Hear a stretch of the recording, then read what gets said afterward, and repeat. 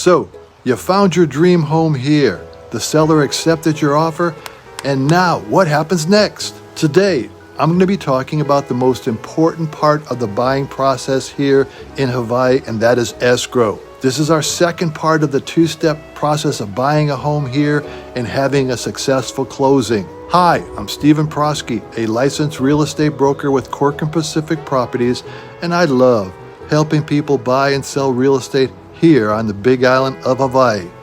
If this is why you're here, please hit the like and subscribe buttons below so we can stay connected and be a member of my ohana. Let's dive into these steps to a successful closing in order for you to pick up your keys and move into your new home. Number 1, opening up escrow. Before we can open up escrow, what is it? Escrow is a legal arrangement in which a third party temporarily holds money until a particular condition has been met, such as the fulfillment of a purchase contract agreement.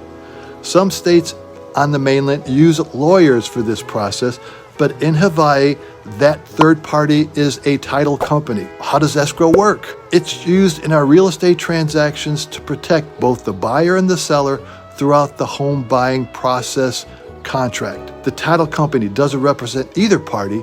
They basically make sure that all legal issues have been taken care of with the fulfillment of the purchase contract. Your realtor will notify the title company that the purchase contract has been accepted, and he or she will send the title company all the documents required to open up escrow, to include all your contact information, listing agent contact information, along with the seller information. Once that has taken place, you're on to step number 2.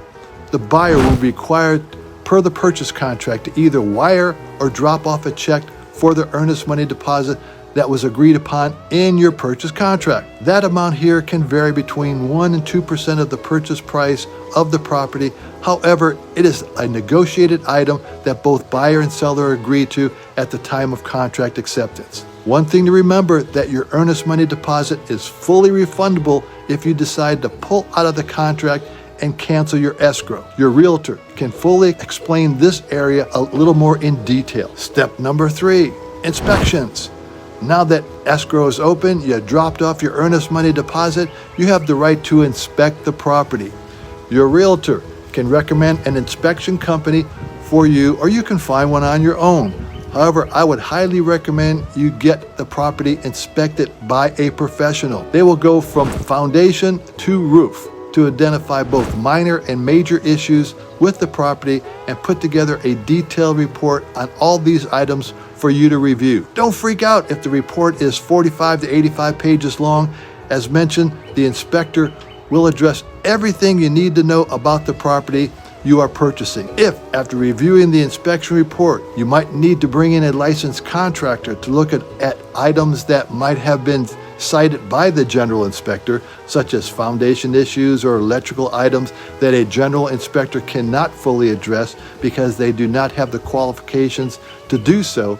Once you receive that information, you can submit to the sellers a general inspection notice request for repairs. Now, this is a request, not a mandatory requirement by the seller to comply with. In this request, you can provide estimates for contractors and either ask the seller to make the requested repairs as submitted or credit you a dollar amount for those repairs if your lender will allow that. This is another negotiated item between you and the sellers, and if by chance you cannot come to an acceptable agreement, you can either move forward with your escrow or cancel your purchase contract and get your earnest money returned. Check with your realtor on this process to get more information. Okay, hopefully you have successfully navigated through the inspection process and the sellers agreed to make your requested repairs or credited you cash back at closing for those items. Now, you need to review and sign off on the seller disclosure statement, otherwise known as the seller's real property disclosure statement, SRPDS. This is a form the sellers are disclosing all that they know about the subject property during their ownership. It is a yes, no, not to my knowledge, or non-applicable answer format, and it is your opportunity to review and see if there are any red flags, like they added a room or a bathroom and did not get a permit for that work. Yes, that happens a lot here in Hawaii, and if you run across this type of issue, I would recommend that you discuss it in greater detail with your realtor so they can assist you with gathering additional information if needed. The next steps, you will be jumping into the reviewing the M1 or condo documents if you are purchasing a property that has a homeowners association overseeing the community. These documents are all the rules and regulations governing the community that you will have to abide by. Yes, you will have an opportunity to review all the financial reports of the community, their minutes of meetings to see what's happening in that community, their reserves, making sure they're financially solid, or any assessments or special assessments that might fall into your responsibility if you purchase this property. Yes, if there is a special assessment in place or possibly coming down the road, the homeowners association can place a lien on your property until that special assessment is paid for. You must review these documents carefully, and again, if for whatever reason you don't agree with the homeowners association rules and regulations, you can cancel the contract and get your earnest money returned. The next step in the escrow process is flagging and staking or survey. What you talking about? Well, when purchasing a home here in the Kona, Hawaii area, it is very common to request a property either be flagged or staked or have a survey if it's a single family home or land. You want to know where your property lines are. You don't want to buy a home and find out a rock wall surrounding the property is encroaching on your neighbor's property or anything else that could come back and place a financial burden on you after you close. Your realtor should be able to explain that matter further with you, but it is addressed in our purchase contract as a required field to negotiate with the sellers. If you are getting a mortgage on your home, your lender will be requesting an appraisal on your property's value. This generally is done after your home inspection and after you review the M1 documents. It is pretty standard on our purchase contract that the home must appraise for at least the purchase price of the property. The next step in the process is termite inspection. Yes, we have termites here in Hawaii, and it is not if you have termites, it's when you have termites. Having both subterranean and flying termites, you are more than likely going to have to deal with termite issues during the course of your home ownership here in Hawaii. Generally, the sellers pay for the inspection and remediation if necessary. So don't freak out, it's an Hawaii thing. Okay, we are almost to the home stretch. If you are financing your purchase, it is time for final loan approval.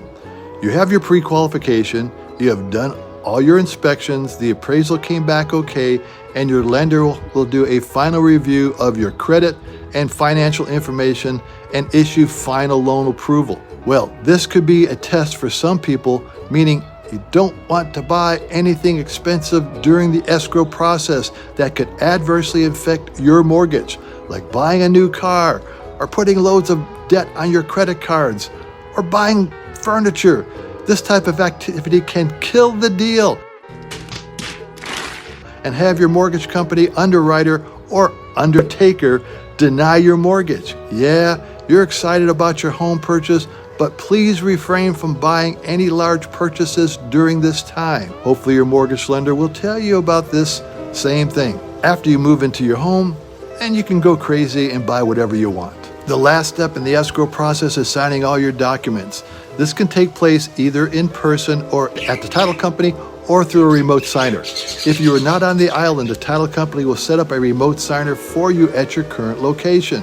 Yes, you don't need to physically be here to close on your new home. During the signing process, you'll need to have your photo ID, wire your funds required to record the sale, and your lender will have those funds sent to the title company as well. In Hawaii, it's a 2 business days after funding until the property records and you can take possession and get your keys. Please remember that.